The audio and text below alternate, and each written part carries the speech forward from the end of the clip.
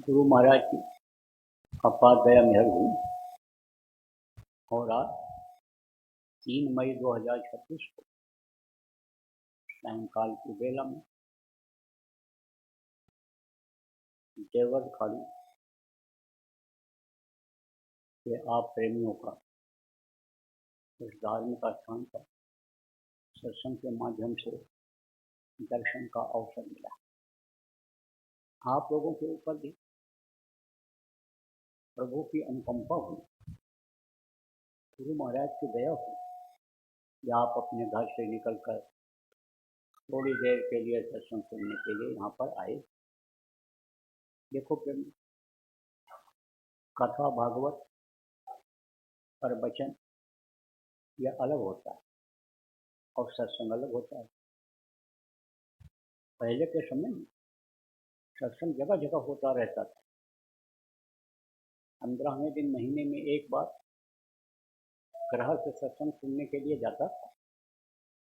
पैदल चल करके 3 दिन पैदल चल करके और संतों के आश्रमों पर लोग जाते थे।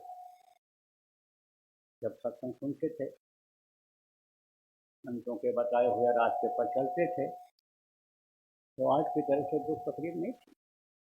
आज तो देखो घर घर बीमारी, घर घर लड़ाई झगड़ा, रुपया पैसा बहुत कमाते हैं लेकिन मालूम नहीं पड़ता है कहाँ चला जा रहा है, खर्च हो जाता है। लेकिन जब सत्संग के वचनों को लोग पकड़ लेते थे और महात्माओं के बताए हुए रास्ते पर चलते थे, तब एक कमाता था 10 खाते थे। भाई भाई के साथ कैसा व्यवहार करे, पिता पुत्र के साथ कैसा बर्ताव करे, पति पत्नी का फर्ज क्या होता है, ये लोग समझते थे। धर्म को समझते थे, धर्म को मानते थे, धर्म को जानते थे और धर्म को मानते थे। धर्म को जब धारण करते थे, जब धार्मिक थे, तब लोगों के कर्म अच्छे थे। अब तो अगर कर्म क्या चीज होती है, गांव के जो सीधे साधे लोग हो बच्चे उसको भी कर्म क्या होता है। भगवान ने ये मनुष्य शरीर बनाया, इसमें देखो 2 हाथ है, 2 पैर है, 2 आंख है, 2 कान है, मुंह है, पीठ है, पेट है, बहुत सारी चीजों को इसने बना दिया। इसने पैदा होते समय आजाद कर दिया, आज से अच्छा करो, बुरा करो, पैर से अच्छे काम के लिए जाओ, बुरे काम के लिए जाओ, मुंह से अच्छा बोलो, बुरा बोलो, आंख से अच्छा देखो, बुरा देखो, कान से अच्छा सुनो, बुरा सुनो, आपको आजाद कर दिया। अब अगर इन्हीं अंगों से, शरीर के अंगों से बुरा कर्म अगर बन गया तो उसकी सजा मिलने लग जाती है। खाने पहनने की दिक्कत नहीं है, बढ़िया घर बना हुआ है, दरवाजे पर गाड़ी खड़ी हुई है, जमीन जायदाद भी है, बिजनेस व्यापार भी है, इज्जत है, नाम है, लेकिन शांति नहीं है घर में। हमारे पास एक आए बहुत बड़े थे, जिनके आगे पीछे गाड़ियां दौड़ती थी, होटल बजाती हुई, बोले आपसे कुछ बात करना है। कहा आइए, पैसे दिया मैंने कहा आइए बैठिए। जैसे कमरे में बैठे तैसे बोले कि जीत करके सब जगह आता हूँ और घर में जैसे आता हूँ तैसे खाना पीना सोना हराम हो जाता है। अब आप सोचो, बाहर से आप देखोगे तो ये बहुत सुखी और संपन्न है, लेकिन अंदर में खोखलापन है, अंदर में बहुत दुखी है। इनको बड़ा आदमी कहते हो, सुखी कहते होगा। नींद की गोली ज़्यादातर इन्हीं लोगों के घरों में मिलेगी। नींद की गोली खाते हैं तब नींद आती है तो कर्म खराब हो गए, इच्छा तृष्णा इतनी बढ़ गई कि मन काबू में नहीं आ रहा।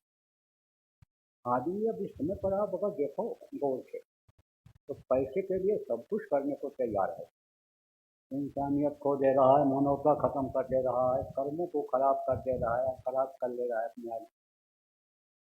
जब धार्मिक लोग थे, धर्म की ओर थी, जो वास्तव में मानव धर्म है, सत्य, अहिंसा, परोपकार और सेवा, इसको जो लोग धारण किए हुए थे, सब बहुत सुखी थे।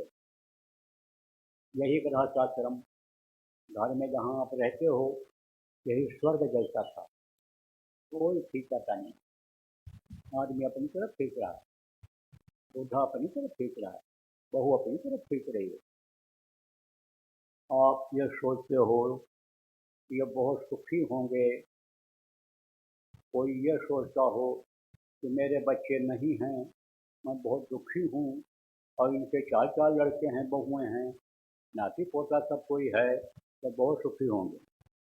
लेकिन अगर उनके पास बैठो, एक दो दिन उनसे प्रेम मोहब्बत करो और पूछो कि आप तो बहुत सुखी हो गए, तब अपने दिल की बात उगल देता है, कहता बहुत दुखी। सब जैसे इंतजार ही कर रहे हैं कि बुढ़ा मरे और जायदाद हमारी हो जाए। किसी माता से पूछो कि माता जी तुम्हारे तो बहू के भी बहू आ गई, तुम्हारे बेटे की औरत आई, फिर नाती की औरत आ गई, पोते की औरत आ गई, तुम तो बहुत सुखी हो गई। तब कहती है मैं तो बहुत डरने लग गई यार कि कहीं तिजोरी की चाबी के चक्कर में ताला न दबा दें। अब आप सोचो कि ये हालत हो रही, पहले ऐसा नहीं था। पहले लोग धार्मिक थे और भगवान को याद करते थे, पूजा पाठ लोग करते थे, आज भी होता है, लेकिन सच पूछो तो कबूल नहीं होता है, क्योंकि मन गंदा है, इच्छाएं गंदी हैं, विकार गंदे हैं, इसलिए बुद्धि गंदी हो गई। तो कितना भी पूजा पाठ होते हुए भी आप देखो या कि जब तक होते हुए भी करते हुए भी लोग सुखी नहीं हैं।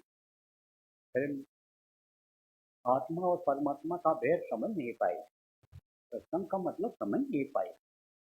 उनके भी जैसे आप कुछ लोग ऐसे भी हो इसमें जो पहली बार आए हो सत्संग सुनने के लिए, लेकिन सुनोगे सुनोगे समझोगे, लेकिन जो बताया जाएगा करोगे नहीं, तो आपको क्या फायदा मिलेगा? कोई लाभ नहीं मिलेगा। सत्संग का मतलब क्या होता है? सत्य का संग करना। सत्य कौन है? धर्म में दुर्गा सत्य का मानना किसके लिए कहा गोस्वामी जी महाराज ने?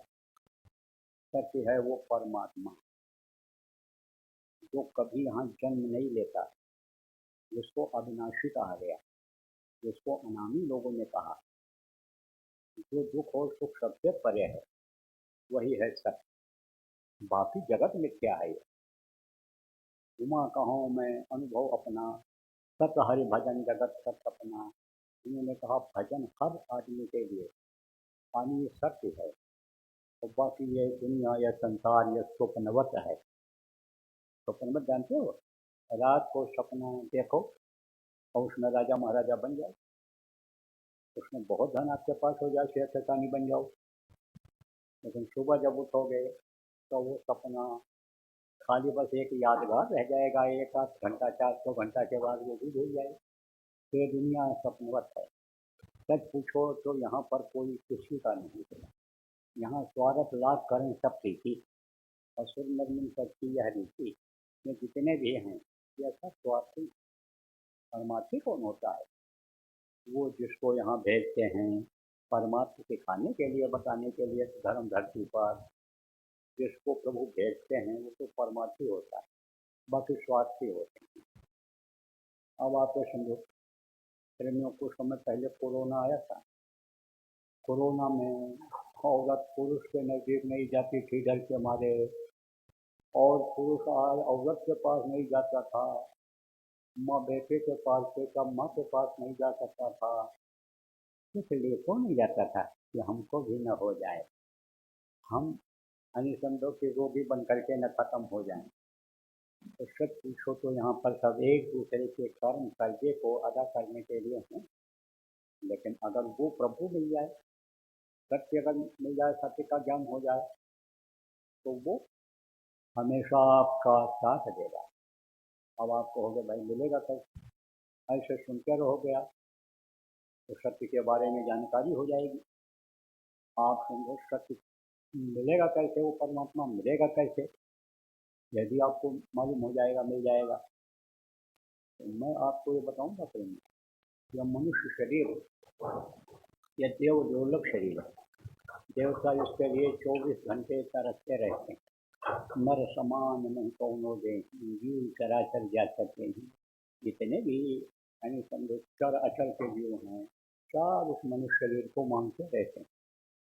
देखो ये महात्माओं की भूमि है, संतों की भूमि है। लेकिन जितने भी लोग आए जो जानकार थे, समझदार थे, जिनको आभास हुआ या जिन्होंने दर्शन किया प्रभु का, उन सब लोगों ने ये कही बात कहा है। क्या कहा है? कहा है कि यह देव दुर्लभ शरीर है, भगवान ने इसको भजन के लिए दिया है, भगवान की प्राप्ति के लिए इसको दिया है आपको। इसको साफ सुथरा रखो, गंदा मत करो, और 24 घंटे इसी में मत रहो, नहीं तो एक दिन तुम्हारे ये सांसों की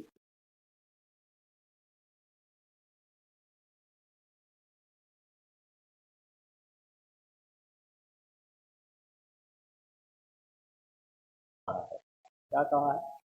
कहा है कि यह देव दुर्लभ शरीर है, भगवान ने इसको भजन के लिए दिया है, भगवान की प्राप्ति के लिए इसको दिया है आपको। इसको साफ सुथरा रखो, गंदा मत करो, और 24 घंटे इसी में मत रहो, नहीं तो एक दिन तुम्हारे ये सांसों की पूंजी जो खर्च करने के लिए मिली है, यह खत्म हो जाएगी। देखो प्रभु, जहाँ पर आप रहते हो ये मृत्युलोक है। जहाँ का मृत्युलोक का मतलब क्या होता है? कि जहाँ आदमी मरता है, जीता है, इसी को भवसागर कहा गया। भवसागर जहाँ आदमी हंसता है, रोता है, जहाँ खाता है, सोता है, टट्टी पेशाब करता है, कमाता है, पैदा होता है, मरता है, यही है भवसागर। इसी को मृत्युलोक कहा गया, क्योंकि यहाँ का यह नियम है, जो पेड़ फलता है वो झड़ता है, और जो आग जलती है वो बुझती है, और जो पैदा होता है वो मरता है। ये मृत्युलोक है, यहाँ कोई अमर हो नहीं रहा है, यही कारण है।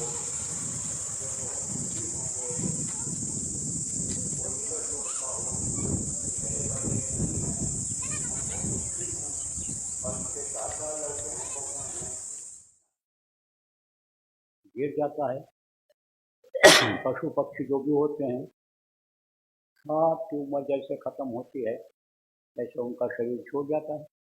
तो हमको आपको भी उम्र मिली हुई, और यह दिन और रात जो आते हैं ये बताते हैं कि इतना समय तुम्हारा निकल गया।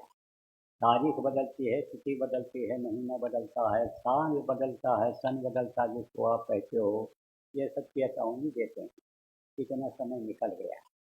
अब यह आपका भ्रम और भूल है बच्चियों, कि कहते हो मेरा लड़का 8 साल का हो गया, 10 साल का हो गया, बढ़ रहा है, इसका जन्मदिन है, आज पूरी मिठाई बनाओ, खाओ, खिलाओ, नाचो गाओ, जश्न मनाओ, मेरा लड़का बढ़ रहा है।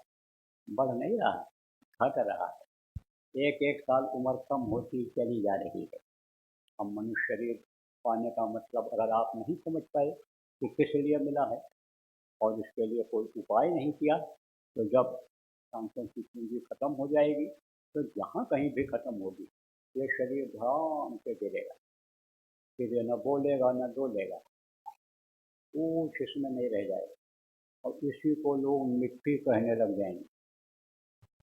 इतने आदमी यहाँ बैठे हो, अभी किसी के शरीर के ऊपर हाथ रख करके कहो ये तुम्हारा मिट्टी है, तो कहेगा नालायक कहीं के मिट्टी बता रहा है। और जबरदस्त होगा, कमजोर होगे तो थप्पड़ भी मार देगा, और अगर वो कमजोर होगा, आप जबरदस्त होगे तो मन ही मन में कहेगा इनको दिखाई नहीं पड़ता, मोतियाबिंद हो गए आँख में, दिन में नहीं दिखाई पड़ता है, लोगों को रात में नहीं दिखाई पड़ता, रतम की होती है, इनको दिन में नहीं दिखाई पड़ता, लेकिन मरने के बाद हर इंसान के शरीर को लोग मिट्टी और कहते हैं ले जाओ जलाओ, नहीं मिट्टी खराब हो जाएगी। बस सारी कमाई धमाई, सारा पुत्र परिवार, धन दौलत, मान प्रतिष्ठा जब इंसान कमाता है, वो सब यहीं का यहीं रह जाता है। कर्मों की सजा मिलती है, बुरा कर्म की बुरा सजा, अच्छे कर्म की अच्छी सजा। जब पूरी करता है तो कहाँ जाता है? स्वर्ग और वैकुंठ में जाता है। लेकिन यह भी आपको बता दें, अभी शायद कोई नहीं बताया होगा जो पहली बार आप आए हो, तो स्वर्ग और वैकुंठ के जीवों को भी इस मृत्युलोक में आना पड़ता है। पूरी क्षीणे मृत्यु लोके इसीलिए कहा गया है। वहाँ बहुत सुख है, देवलोक में बहुत सुख है, बहुत आनंद है, लेकिन वो चेतन है, चेतन लोक है। और ये आपका भूल भ्रम का लोक है, ये देश है। यह संसार भूल और भ्रम का है, तो यहाँ तो आप भूल जाते हो, सुनते भी हो, आज सत्संग सुनोगे, लेकिन कल भूल जाओगे कि हमारी भी मौत आनी है, पता नहीं कब आ जाए। अरे इस वक्त पर सोचो प्रेमियों कि घर से निकलो, कोई गारंटी है कि 2 घंटे के बाद ठीक ठाक अपने घर में वापस आ जाओगे? नहीं आओ। जो जरूरी चीज़ होती है उसको याद रखा जाता है, तो उनको याद रहता है। किसको? देवी और देवताओं को, कि भाई हमको मनुष्य शरीर में जाना पड़ेगा और 9 महीने माँ के पेट में उनके लटकना पड़ेगा, जैसे हम आप कभी लटके हुए थे। चट्टी के साथ रहता माँ के पेट में, वो क्या रहता है? गंदगी ही रहती है, मुंह के सामने भरी, नाक के सामने बदबू आती रही। ऐसे ही वो सोचते हैं मुझे भी जाना पड़ेगा, मनुष्य शरीर में जाना पड़ेगा।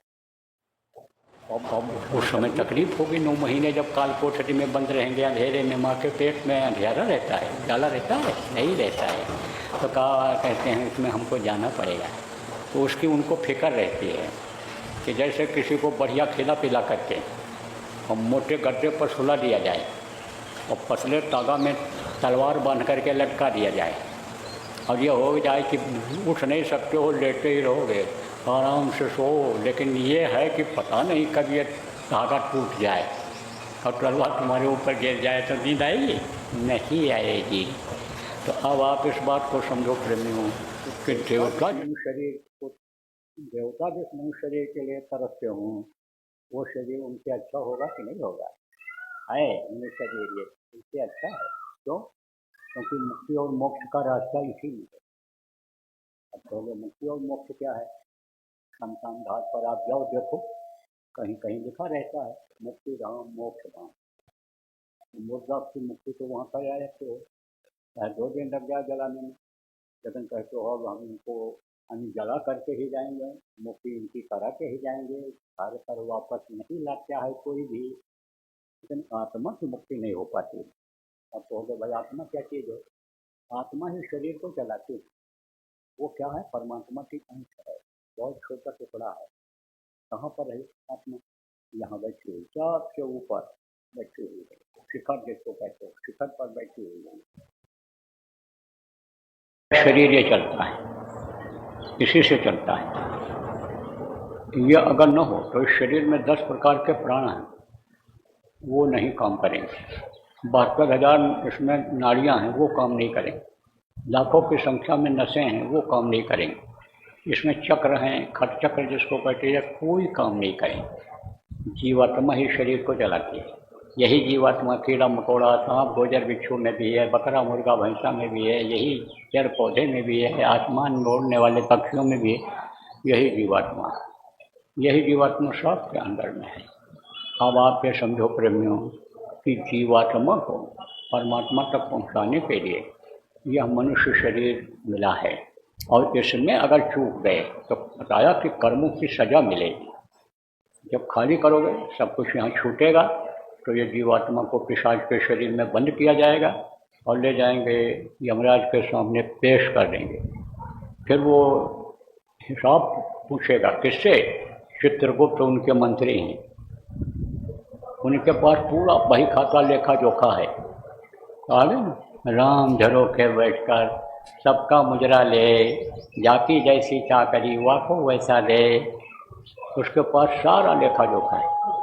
आप चाहे स्त्री हो, चाहे पुरुष हो, चाहे बच्चे हो, भले ये कहो कि हम जो कर रहे हैं कोई देख नहीं रहा है, लेकिन जिसको आप नहीं देख पा रहे हो वो आपका सब कुछ देख रहा है। सारा काला कारनामा सब देख रहा है। वो एक एक की नोट हो रही है, उसी आधार पर सजा दे देता है।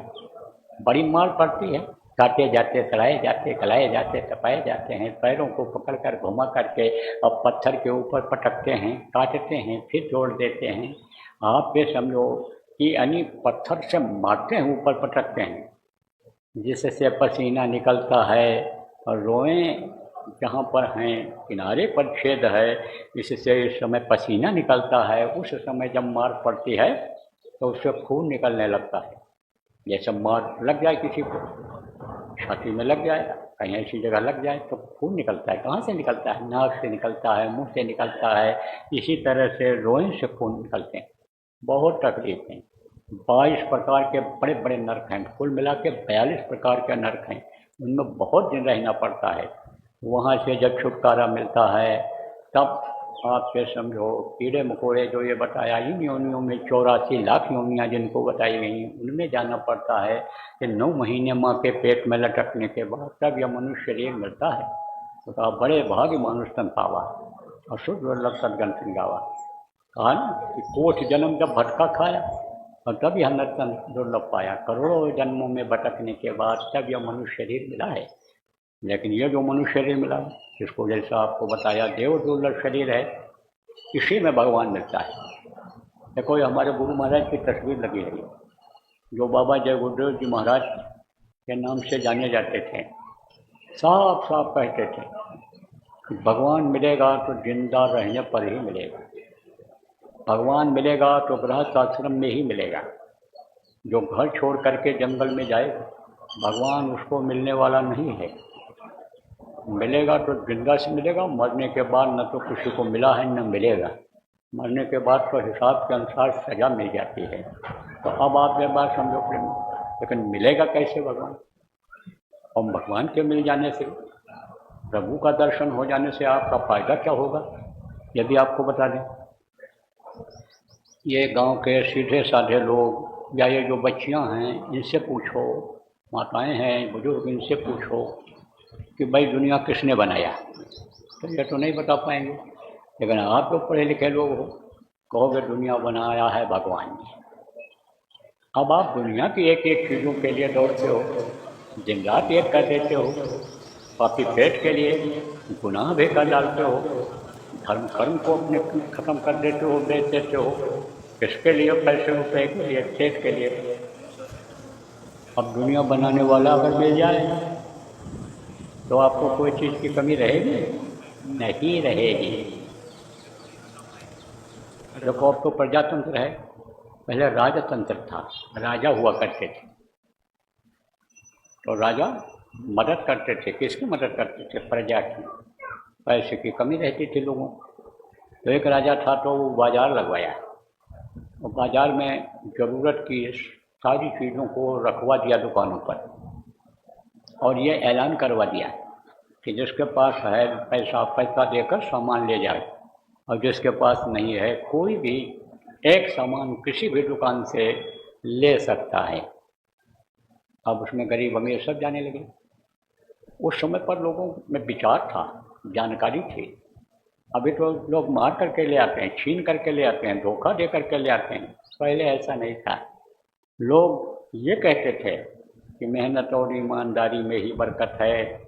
यही हम भी कहते, हमारे गुरु महाराज भी कहा करते थे कि मेहनत और ईमानदारी में ही बरकत है, बढ़ोतरी है। मार कर लाओगे तो कोई मार कर ले जाएगा, काट करके लाओगे काट कर ले जाएगा, ठग करके लाओगे ठगी करके ले जाएगा, वो आपका नहीं होगा। तो पहले लोग यही सोचते थे कि हम अपना खिला दें और दूसरे का न लें, दूसरे का न खाएं, पता नहीं कैसा अन्न हो बुद्धि खराब कर दे। असर पड़ता है। आप जो धार्मिक लोग हो, कथा भागवत सुनते रहते हो, आपको याद दिलाऊंगा कि जब भीष्म पितामह का शरीर छूटने लगा, दुनिया से जाने का वक्त आ गया, तो वो बाण पर लेटे हुए थे, तीर पर प्राण त्याग रहे थे, तीर पर लेट करके। उस समय पर बहुत अच्छी अच्छी बात बता रहे थे, तो सुन करके द्रौपदी ने हंस दिया। तो भीष्म ने कहा, द्रौपदी तू क्यों हंस रही? बोले महाराज ऐसे ही हंस दिया। बोले नहीं, तेरे हंसने में बहुत बड़ा राज हुआ करता है। द्रौपदी तूने तो हंस करके महाभारत करा दिया।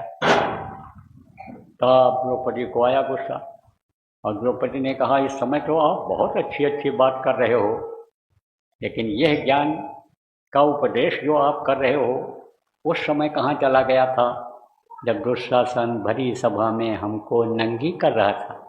आप भी विराजमान थे वहाँ पर, इसका जवाब आप पहले हमको दे दो।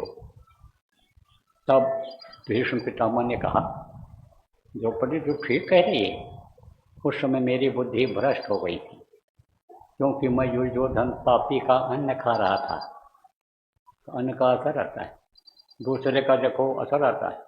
जानवरों का मांस लोग खा लेते हैं, मछली खा लेते हैं, अंडा खा लेते हैं, और जो चीज़ खाओ उसी से बुद्धि बनती है। इसीलिए बुद्धि खराब हो जाती है, बुद्धि भ्रष्ट हो जाती है, माँ बहन की पहचान आँखों से खत्म हो जाती है।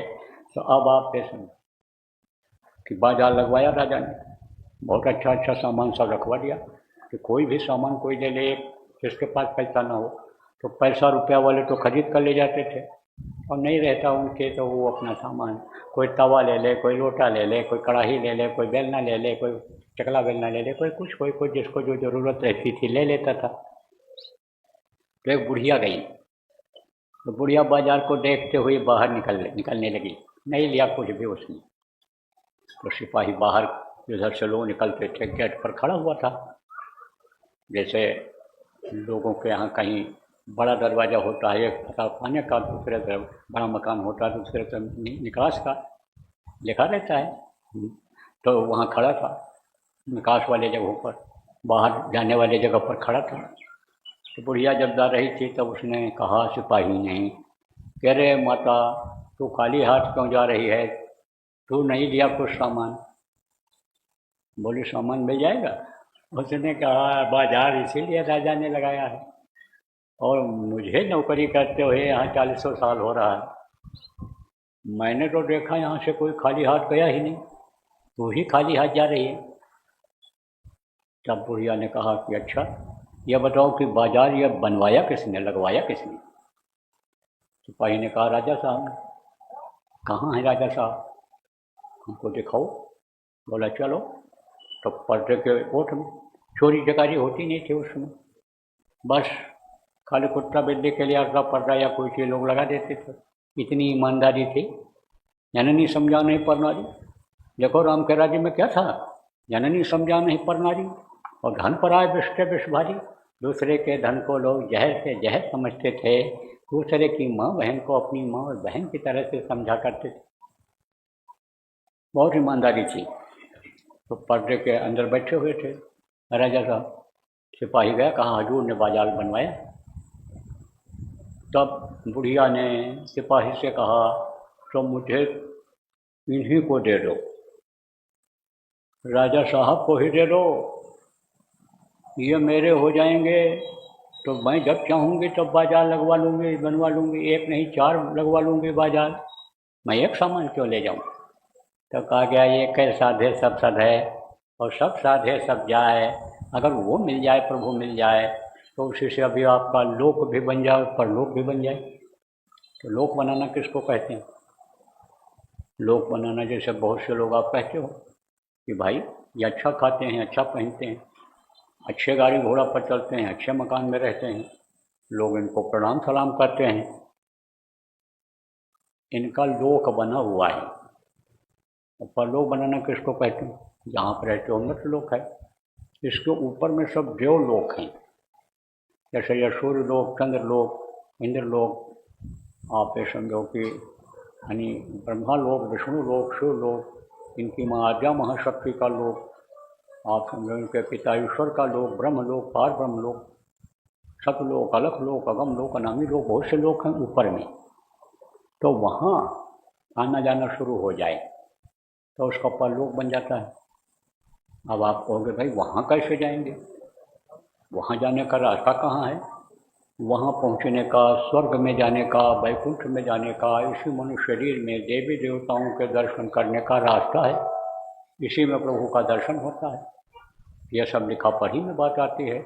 जब देखा कबीर साहब ने दर्शन किया, जब अंदर में प्रभु का दर्शन किया, तब उन्होंने कहा ज्यों तिलमाही तेल है, क्यों चकमुक में आग, तेरा साईं तुझ में जान सके सो जान।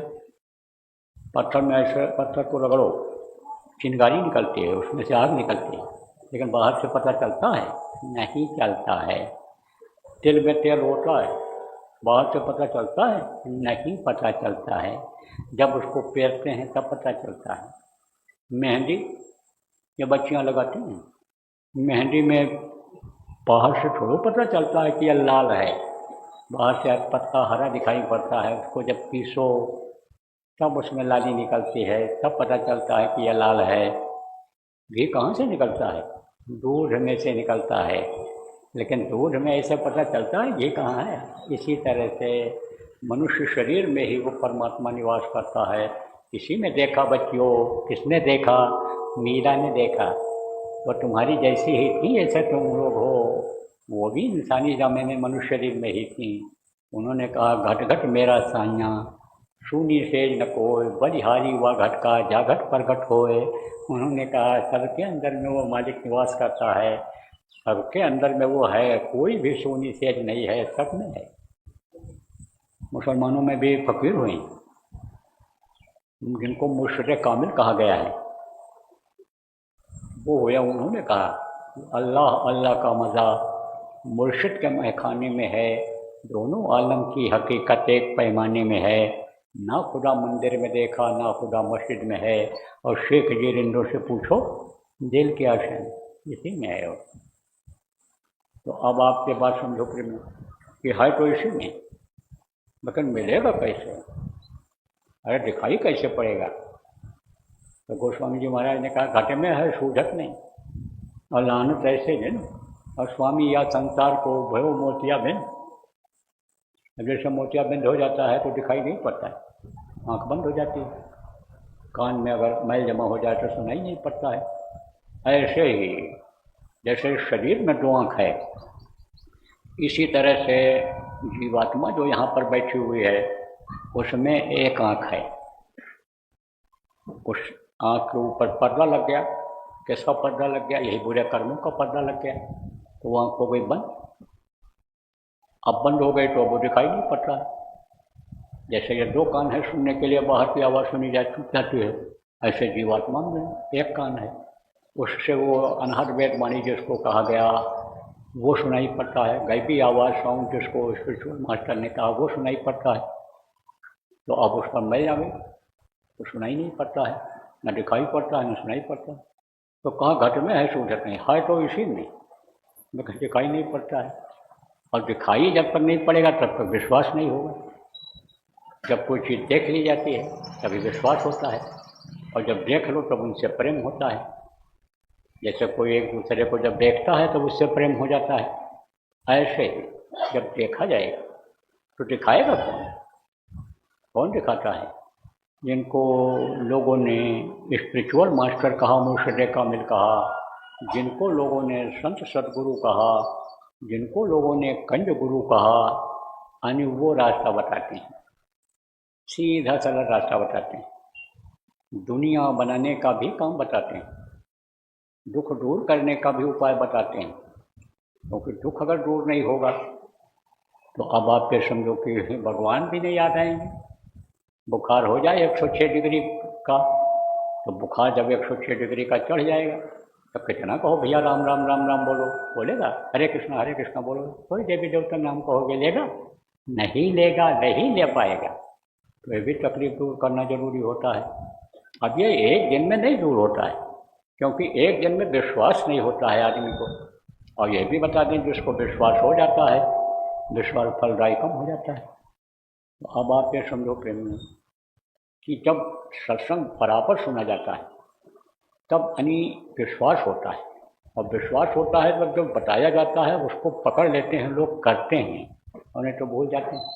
लेकिन मोटी मोटी कुछ चीज़ें ऐसी हैं कि जिनकी वजह से आपको परेशानी है, बहुत लोगों को है। क्यों ये जो पढ़े लिखे बुद्धिजीवी लोग बैठे हैं, ये अगर आप चैलेंज करो कोई तो मैं बता दूंगा 10, 20, 25, 50 को बता दूंगा कि इनके घर में बराबर बीमारी बनी ही रहती है।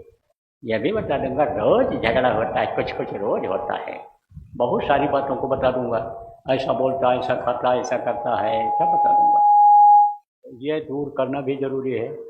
अब देखो इस समय मौसम बदल रहा है, ठंडी में हाजमा कुछ और था, अब कमज़ोर हो गया। तो इस समय पर अनेक कम खाना चाहिए, ऐसी चीज़ों को खाना पीना चाहिए जिसमें पानी हो, ठोस चीज़ का आहार कम करना चाहिए। वैसे भी कम खाने वाला सुखी रहता है, आराम से हजम हो जाता है। बूढ़े बुजुर्ग लोग कहा करते थे कम खाओ कम खाओ, तो यही अपना लो आप। तो इससे भी समस्याएं कम हो जाएंगी। और बराबर जब आते जाते रहोगे तो बहुत सारी बातें सत्संगों में बताई जाती हैं। यहाँ 1.5-2 घंटे में कितना बता दिया जाएगा। अभी आश्रम पर हमारे गुरु महाराज के नाम का जो है बाबा जय गुरुदेव आश्रम उज्जैन में मक्सी रोड से जो रोड पिंगलेश्वर स्टेशन को जाती है उसी पर है। वहाँ पर भंडारा होगा गुरु महाराज का। कब होगा? इसी महीने में 13, 14 और 15 3 दिन का। 1-2 दिन पहले से ही सत्संग शुरू हो जाता है। बहुत सारी बातों की जानकारी हो जाती है। आप जब वहाँ आओगे, सुनोगे, समझोगे, तब आपके समझ में बहुत सारी बातें आ जाएंगी। तो अब आपके समझो करेंगे बच्चों और बच्चियों इस बात को समझो कि जब कंज गुरु मिलते हैं, देह गुरु अलग होते हैं और कंज गुरु अलग होते हैं। विद्या गुरु जिसको कहा गया और आध्यात्मिक गुरु जिसको कहा गया। विद्या गुरु कौन है? जो पढ़ाता लिखाता है, जिससे कमाई होती है, पेट पलता है, परिवार का परवरिश होता है, लकड़ी लोहा का काम कोई सिखा देता है। तो यह क्या है? यह है भौतिक विद्या। और आध्यात्मिक ज्ञान जो देता है वो होता है सच्चा गुरु, समर्थ गुरु। वो सत्य का भेद बताता है, सत्य से मिलवा देता है। तो उनको क्या कहते हैं? उनको कंज गुरु, समर्थ गुरु कहते हैं। हमेशा इस धरती पर रहते हैं, हमेशा संत रहे। संत अगर न होते धरती ये खत्म हो गई होती। गिरे बदरिया पाप की बरस गई अंगार, संत न होते जगत में जर मरता संसार। खत्म हो गया होता। हमेशा रहेंगे। और जब जाने लगे तो यह उपाय बताने के लिए किसी न किसी को कह करके गए। आप समझो, सबसे पहले कबीर साहब का पदार्पण हुआ। जो पूरे संत थे, पहुँचे हुए थे। वो कहाँ तक? सतदेव प्रभु के पास तक पहुँचे हुए थे। उन्होंने वो जब जाने लगे तो किसको कहा? उन्होंने नानक जी को। नानक जी ने जो 10 गुरु हुए उनको बताया। एक दूसरे को लोग बताते चले गए। आप समझो कि अब ये लोग नाम बताएंगे प्रभु का, ये भेद बताएंगे। उसके बाद में आप समझो जब वो चले गए तो श्यामराव जी, आप समझो वो आए, उनको समझो अधिकार मिला। फिर उन्होंने किसको दिया? समझो प्रेमियों, उन्होंने दिया राधा स्वामी मतलब मत को जो चलाए, जो जगाया राधा स्वामी नाम को, जिनको सूर्याल जी महाराज कहा गया है, उनको अधिकार मिला। उन्होंने फिर इधर गरीब साहब और फिर इधर आपके विष्णुदयाल जी महाराज और गुरुलाल जी महाराज, हमारे गुरु महाराज को उन्होंने अधिकार दिया। तो बराबर यह संतों की वंशावली रही है। अब गुरु महाराज के भी जाने का समय जब नज़दीक आया तो मुझनाथ जी को आदेश दे दिया कि ये पुरानों की संभाल करेंगे और नए को नामदान देंगे। पुरानों से तो हमको यही कहना है कि भाई गुरु पर करो भरोसा, गुरु पर करो विश्वास। गुरु को हाण मानुष के शरीर में मत समझो। कहा गया गुरु को मानुष जान के नर कहिए अंध, महादुखी संसार में आ गए यम के फन। गुरु तो एक समझो मनुष्य शरीर रूपी एक पुतला होता है, अंदर में शक्ति होती है, अंदर में ताकत होती है। तो गुरु के बातों पर आप जो गुरु महाराज के नामदानी हो, सब लोग करो विश्वास। और गुरु आदेश का पालन ही गुरु भक्ति होती है। गुरु महाराज कहा करते थे सुमिरन ध्यान भजन बच्चा रोज करना, करते रहना। तो सुमिरन ध्यान भजन रोज करते रहो, इससे आपके कर्म कटेंगे, इससे आपकी बुद्धि जगेगी, इससे मन सही होगा, बुद्धि सही होगी, चित्त सही होगा, अंतःकरण सही होगा। इससे तभी आपका उद्धार होगा। नहीं तो फंस जाओगे, इसी में लौट लौट करके 84 में आते रहोगे। जन्मने और मरने में जो भयंकर पीड़ा दर्द होता है वो आपको बर्दाश्त करना पड़ेगा। तो इसी में पड़े रह जाओ, घूम घूम करके आते रहो। लेकिन अगर कर ले जाओ, इसी मनुष्य शरीर में अगर कर ले जाओ, इसी में दीदार हो जाएगा, इसी में दर्शन हो जाएगा। और यही जो गुरु महाराज ने ध्वन्यात्मक नाम बताया है, शब्द भेदी नाम बताया है, वही शब्द आपको खींच करके मिला देगा। किससे? आपसे दे मिलाए, जैसे चुंबक सार को अपने ऐसे छूटे ही ले उठाए, इसी तरह से समझो कि शब्द आपसे मिला देगा। आप किसको कहा गया? उस परमात्मा को कहा गया। तो जैसे आप समझो कि ये बिजली का तार है, अब इसको पकड़ करके आप लटक जाओ तो उसमें मान लो 440 वोल्ट का करंट है, तो शरीर में भी आ जाएगा। ऐसे वो ताकत आ जाती है। अब कैसे ये भी बता दें, जैसे बर्फ़ के ऊपर हाथ रखो तो हाथ बर्फ़ जैसा ही ठंडा हो जाता है। आपके नज़दीक में ऐसे हाथ रखे रहो तो एकदम गर्म हो जाता है हाथ। इसी तरह से उस प्रभु की गर्मी ठंडी वो सब शरीर में आ जाती है। तो आप ये समझो प्रेमियों, बच्चों और बच्चियों की आदेश का पालन ही गुरु भक्ति है। और गुरु भक्ति अगर कर लेगा आदमी तो कहा गया बुरा भला जो गुरु भगत कबहू नरक न जाए, सोना काई न लगे लोहा घुन नहीं खाए। लोहा को कोई कीड़ा खा सकता है? लोहा में कीड़ा लगते आपने नहीं सुना होगा ना देखा होगा। लोहा घुन नहीं खाए, सोना काई न लगे। सोना के ऊपर काई नहीं लगती, सोना एकदम बिल्कुल सोना चमकता ही रहता है। तो अब आपसे समझो सोना काई न लगे लोहा घुन नहीं खाए, और बुरा भला जो गुरु भगत कबहू नरक न जाए। फिर नरक से बच जाओगे, नरकों में बहुत मार पड़ती है जैसे आपको बताया। तो गुरु भक्ति करो, गुरु भक्ति मुझे भी करनी है, यही निशाना शुरू से बनाया, गुरु भक्ति करने का ही बनाया। और गुरु भक्ति की वजह से ही देखो आपने हमको ये ऊंचा स्थान दिया, ये बना दिया हमारे लिए। और ये सब व्यवस्था आपने कर दी कि कुछ दो बात सुनाएंगे, अच्छी बात सुनाएंगे, लोगों का भला होगा, लोगों का लोक पर लोक बनेगा, लोगों का दुख दूर होगा। तो ये किसका फल है? गुरु भक्ति का ही फल है ये। तो अब आप फिर समझो कि गुरु के आदेश का पालन करूंगा, क्योंकि गुरु महाराज ने कहा था कि नए लोगों को नामदान देंगे। तो आप जो नए लोग आए हो, आपको नामदान दूंगा। कौन सा नाम बताऊंगा? देखो जैसे दो गुरु बताया मैंने, विद्या गुरु और आध्यात्मिक गुरु। इसी तरह से दो तरह का नाम होता है। एक मुँह से लेने वाला नाम होता है जिसको वर्णात्मक नाम कहते हैं, और एक ध्वन्यात्मक नाम होता है जिसको सुना जाता है, मुंह से नहीं लिया जाता है। तो वर्णात्मक नाम कौन सा है इस समय? जैसे त्रेता में राम भगवान जब थे, राम नाम में शक्ति थी। द्वापर आया, कृष्ण नाम में शक्ति आई। कबीर साहब आए, सत्साहब नाम में शक्ति आई। वाहेगुरु में शक्ति आई जब नानक जी थे। राधा स्वामी नाम शक्ति आई जब सूर्यदयाल जी महाराज थे। इसी तरह से इस वक्त पर जय गुरु नाम में शक्ति है। यह हमारे गुरु महाराज का जगाया हुआ नाम है। अब जगाते कैसे हैं ये भी बता दें। आप कहाँ से जुड़े हुए हो यह आपको नहीं मालूम। परमात्मा से जुड़े हुए हो। कैसे जुड़े हो? पतले तार के द्वारा। वही तार जब कट जाता है तब राम नाम सत्य हो जाता है, फिर कोई जिंदा नहीं रह सकता है। तो तार से जुड़े हो। ऐसे ही जो संत होते हैं, सदगुरु होते हैं, वो तार से जोड़ देते हैं जीवात्मा। ये तार से जोड़ देते हैं किसको? नाम को। नाम को जोड़ देते हैं वो। तो ये जो जय गुरु नाम है, ये मुँह से लेने वाला नाम, इसमें प्रभु की शक्ति, परमात्मा की शक्ति आज भी है। इस नाम से अगर आप उसको पुकारोगे सच्चे दिल से, तो आपकी वो मदद करेगा। बहुत से लोगों को फायदा हुआ। मुसीबत में, तकलीफ में जय गुरु नाम बोले, बीमारी हालत में, अन्य तरह की मानसिक तकलीफों में भी बोले, उनको फायदा हुआ। आप ये समझो प्रेमियों, जब बताया गया कि 1 घंटा सुबह शाम जय गुरु नाम की ध्वनि बोलना शुरू करो, और लोगों ने बोलना शुरू किया, तो बहुत कुछ राहत घर में हो गई। तो ये प्रभु का मुँह से लेने वाला नाम। और दूसरा नाम ध्वन्यात्मक नाम, जिसको कहा गया शब्द भेदी नाम कहा गया।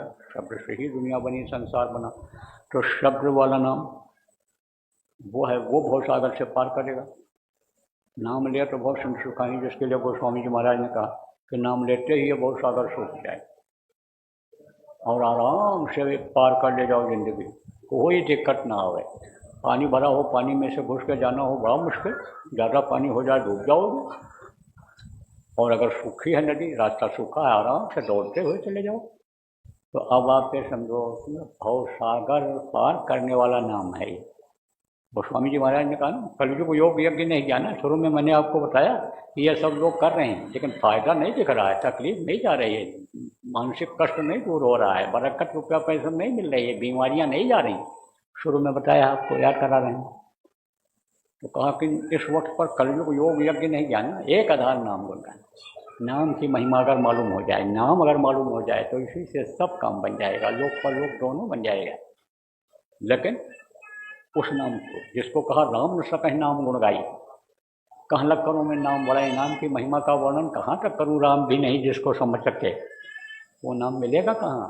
नाम रहा संतन आधीनाथ, संत बिना कोई नाम न चीना। तो गुरु महाराज हमारे संत थे, वो देते थे। आप लोग कोशिश में बैठे हो जो गुरु महाराज के नामदानी हो, वो जब गए तो मेरे लिए हुक्म दे गए, तो मैं आज आपको वो नाम बताऊं। तो ये तो मुझसे लेने वाला नाम एक नाम है जय गुरुदेव नाम, और वो जो ध्वन्यात्मक नाम है वो है 5 नाम। अब आप समझो बच्चों और बच्चियों, जिसका नाम होता है उसका रूप होता है, उसका स्थान होता है, और उसकी होती है आवाज़।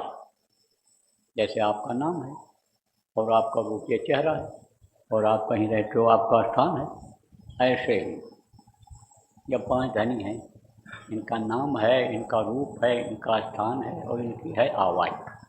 तो वो मैं अभी आपको बताऊंगा, रटाऊंगा, याद कराऊंगा। जितना आप याद कर सको याद कर लो, जो न याद हो पावे उसका लिखा हुआ कागज यहीं आपको सत्संग के बाद मिल जाएगा। न मिल पावे, अगर आपको न मिल पावे तो पुराने लोगों से पूछ करके लिख लेना और याद कर लेना। बताना मत किसी को।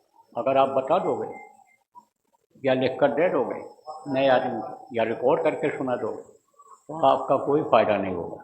अब ये नाराज हो गए तो नुकसान हो जाए, तो नुकसान का कोई काम आप मत करना। दूसरी चीज़, आँख से देखने को ध्यान कहते हैं, माला जपने को सुमिरन कहते हैं, कान से सुनने को भजन कहते हैं। माला जपने का नाम सुमिरन, आँख से देखने का नाम ध्यान, कान से सुनने का नाम भजन। तो अभी मैं आपको ध्यान लगाना बताऊंगा। वो जो आवाज़ आ रही है 24 घंटे, कान अंदर का बंद होने के नाते आपको सुनाई नहीं पड़ता है। उसको सुनने का जब आप अभ्यास करोगे, बराबर बैठोगे, कर्म आपके कटेंगे, तब आपको आवाज़ सुनाई पड़ेगी। तो अब आप ये सुनो कि आवाज़ सुनाई पड़ेगी, आँख खोलेगी तो आपको ऊपरी लोगों के दृश्य दिखाई पड़ेंगे, देख करके खुश हो जाओगे, आवाज़ को सुन करके मस्त हो जाओगे और दूसरों को बताने लगोगे। खुशी में बता देते हैं लोग, और जैसे बताओगे बंद हो जाएगा, फिर उसी के लिए तड़प जगेगी, रोज चिल्लाओगे।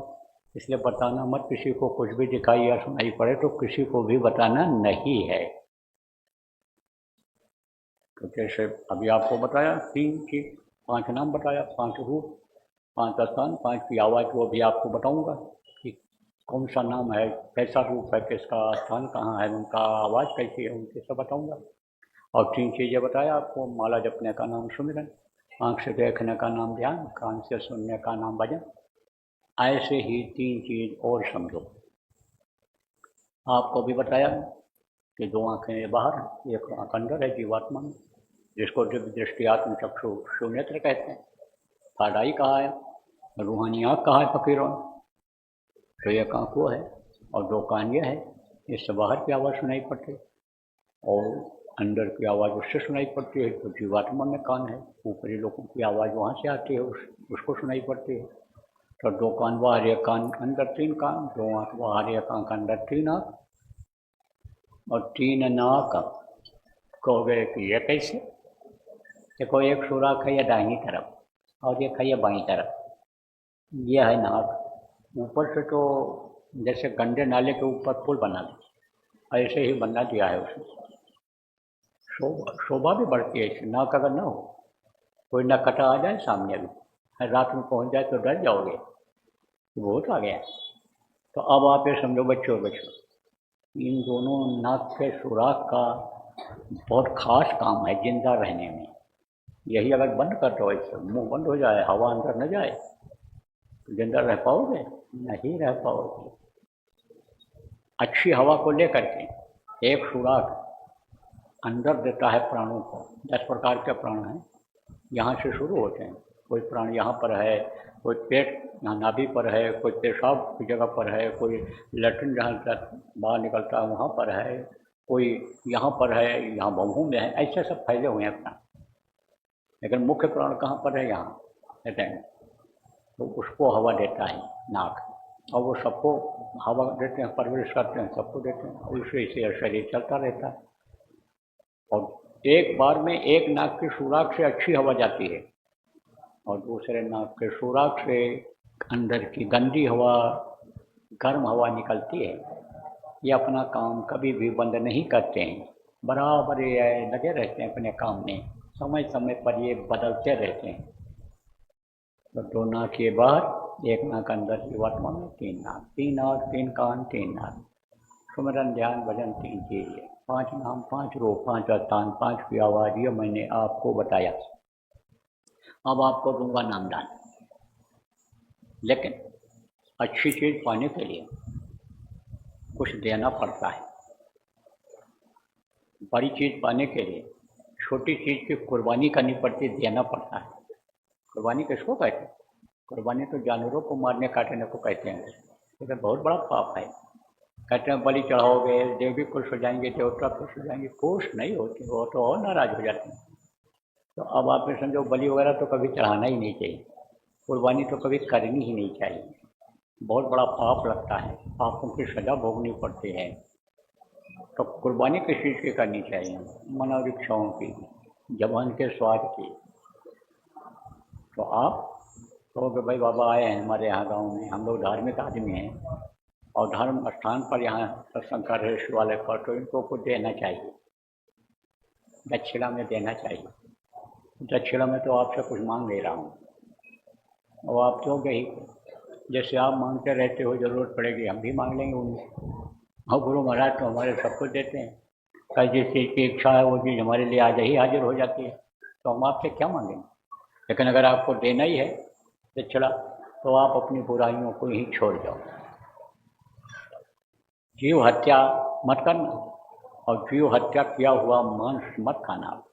मानो मंदिर को, जिस्मानी मस्जिद को, गिरजाघर जिसको कहा, living of God, temple of living God जिसको कहा, मनुष्य शरीर को, इसको गंदा मत करना, तो सजा मिल जाएगी। और मांस मत खाना किसी भी पशु पक्षी का, और मछली मत खाना। तालाब की सफाई के लिए बनाई गई है, कोई भी गंदी चीज़ डाल को मछली खा जाती है, बहुत गंदी होती है। तो गंदगी लगी रहेगी, बदबू आएगा, शरीर से नहीं आएगा। ऐसे ही समझ लो, बदबू वाली जगह पर भगवान नहीं बैठता है। यहीं बहुत बदबू आती होती तो बैठे, अब साफ सुथरा जगह देख कर आप बैठे हो, ऐसे समझ। अंदर मत डालना अंडा वगैरह, अंडा बहुत गर्म होता है। बच्चों को लोग खिलाते हैं, ये बच्चा तंदुरुस्त हो जाएगा, है तंदुरुस्त नहीं होता है, बल्कि और दुबला होता चला जाता है। क्या ये अंडा आपको बता दें, ये माताएं मासिक धर्म होती हैं, खराब खून इकट्ठा हो जाता है तो बच्चा बन जाता है मुर्गियों का खराब खून, उनके लैट्रिन पेशाब का खराब हिस्सा जब इकट्ठा हो जाता है तो अंडा बन जाता है। अब आप सोचो कितनी गंदी चीज़ है। और शराब या शराब जैसे तेज नशे का सेवन मत करना आप, कि जिससे होश में न रह जाओ। हमको तो इस समय बहुत चिंता फिक्र कभी कभी हो जाती है कि आखिर ये देश चलेगा कैसे। नौजवान सब नशेड़ी होते चले जा रहे हैं, इन चीज़ों का नकल करते चले जा रहे हैं, ये कुछ कर पाएंगे? तो पड़े रहेंगे नशे में।